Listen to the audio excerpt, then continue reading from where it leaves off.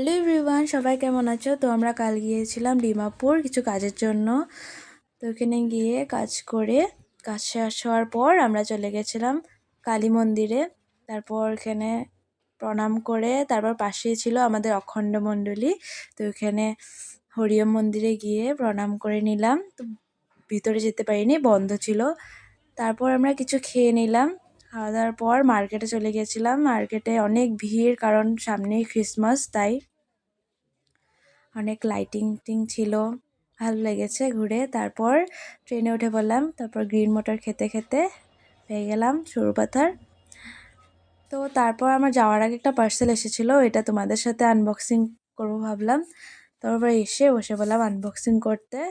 তো ছিল হলো স্টাডি টেবিল, আমার পড়ার জন্য তো লাগেই, তাই এনেছি। তো কেমন হয়েছে জানাবে। আজকের জন্য টাটা।